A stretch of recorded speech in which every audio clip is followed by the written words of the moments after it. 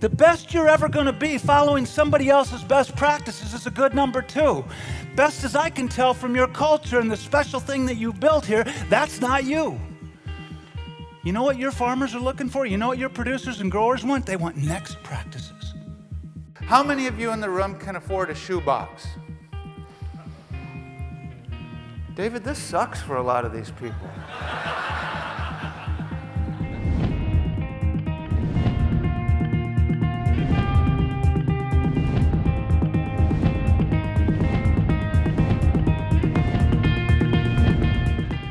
We have built in the Giants organization, in the post-Barry Bonds era, we have built a spirit of chemistry in this organization that is incredibly special.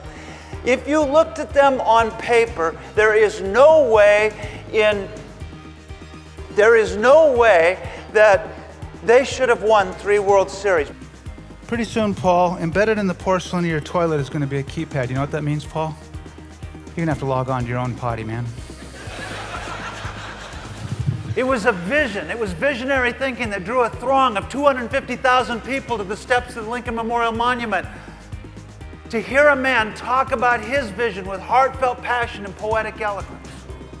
It was a visionary that put his sports car in a rocket that launched twice the weight of any rocket that's ever been launched, and that thing is now in space.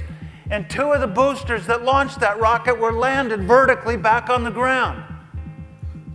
And his vision is that you and I someday might have a society. We might be talking about PFA on Mars.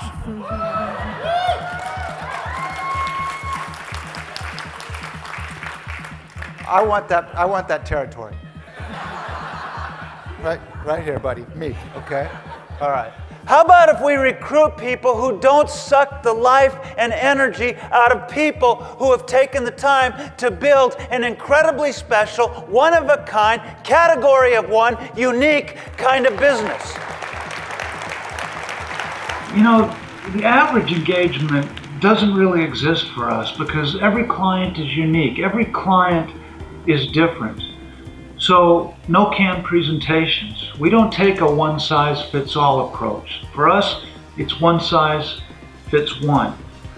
And if you look over the 25 years of our work and read the testimonials, you'll see that clients frequently tell us that they are floored by the level of customization we go to in our presentations. And that's because every journey begins with a process of discovery. Once you book a speech with me, I take a deep dive into your business and into your industry. I want to know how you do what you do. I want to know how you go to market. I want to know how your clients experience what you do. And I want to know how your employees experience your culture and your leadership.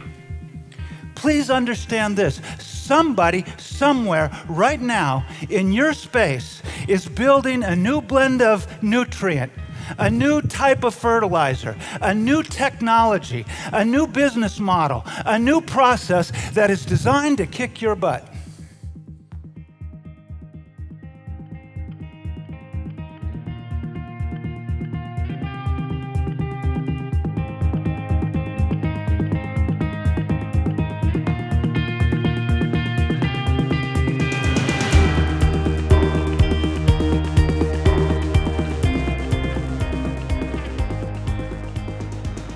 Many people throughout the course of our leadership summits would come up to me and say, wow, he really did his homework. He really understands our business. He's a 10 on my scale of 1 to 10. I totally agree. And if there's something higher than a 10, I would give it. And they could have acted like victims.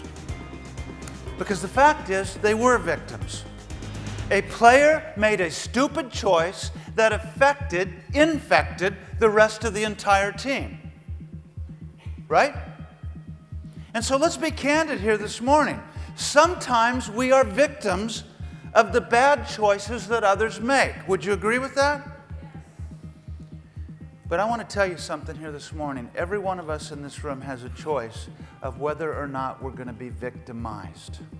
And what happened with this team is they said, you know what, Melky's gone. We can't do anything about that. That was a bad choice.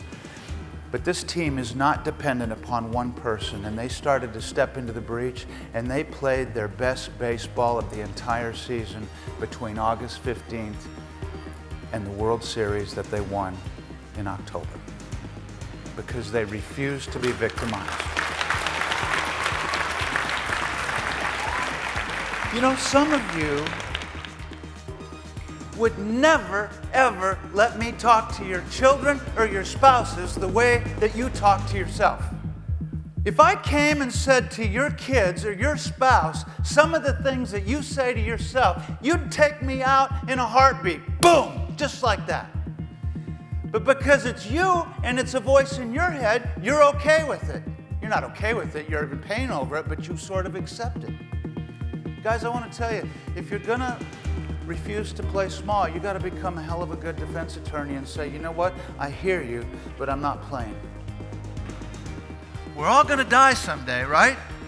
But it's not dying that scares us, it's dying with a sense of insignificance. It's seeing death lurk over the horizon, marching its way to our doorstep, and we look back over our lives and we're asking the question, did it count?